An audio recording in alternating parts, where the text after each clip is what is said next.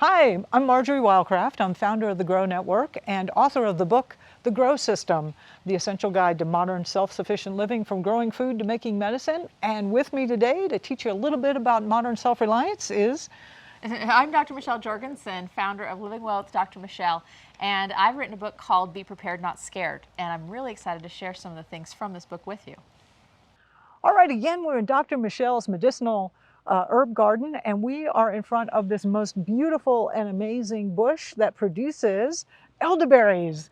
And it's late in the season, but Dr. Michelle happened to find one last panicum of the berries.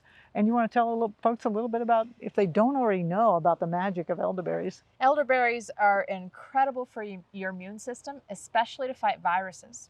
So that might be something people are interested in nowadays. Elderberries can be made into a delicious syrup. You actually shouldn't eat the berry fresh because there are low levels of cyanide in these berries. However, when you cook them, the problem goes away. So you steam these berries and make a syrup out of it. Add honey, it makes it taste delicious, and I just give a tablespoon of this to my kids every single day during the winter, and it keeps us healthy.